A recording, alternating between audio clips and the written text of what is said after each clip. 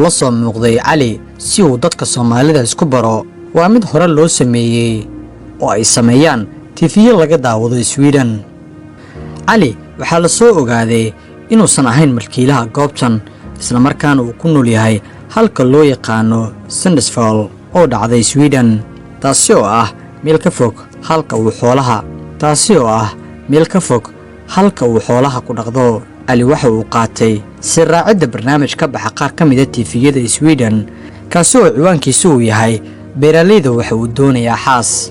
intaas kaliya ma ahan waxaan joognaa meesha oo layaasha lagu xanaaneeyo aniga mar hore ay ugu dambeysay aadaan u xiiseynayaa mar badan ay maada waa jeclaan lahaa waxaan rabay barashada caalin aad ugu faraxsanaa because asaga dartiisa aniga oo arkay waxaan xayawaana in cali uu ugu talagalay in dadka Soomaalida uu kaga yaabsado sidoo kale uu dadka oo dhan isku baro.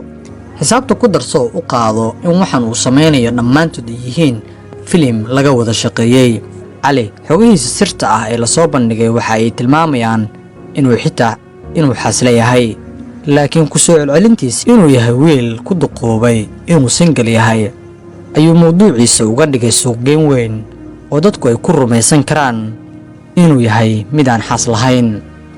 meel qurux badan aad iyo aad baan kaga helay waxaan ku faraxsanahayna cali wada dheer soo galo oo meeshan qurux badan arko inkastoo aan isleeyahay waqti badan iyo way adag tahay filashadu tahay si degdeg ayuu u tilmaami doonaa in gabdhahan mid uu doorto uu ka waayay ama isaga iyo gabdhaha oo dhan waxay sheegi doonaan in barnaamijkan ay ugu talagaleen inay dadka ku soo jiitaan oo uu barank yahay. cali waa wiil lagu yaqaano barankiyada waayo wuxuu hore barankiyo badan ugu sameeyay dadyo kala duwan isagoo muuqaaladaasina soo geliyay bartiisa YouTube-ka dad badan ay daawadeen. dadka qaar waxay aad ugu xumaadeen inuusan asturin gabdhihii ka soo muuqday YouTube-kiisa oo dhammaantood qaawanaa, taasi oo keentay in baaritaan lagu sameeyo wiilkan. haddii aan xaqiiqadiisa hadda la daha qaadin ay keenayso in dhalinyaro badan oo Soomaali ay ku daydaan oo iyagana gabdho guryahooda ku jira ay banaanka keenaan iyagoo qaawan oo sameynaya isla filimka noocan oo kala ah.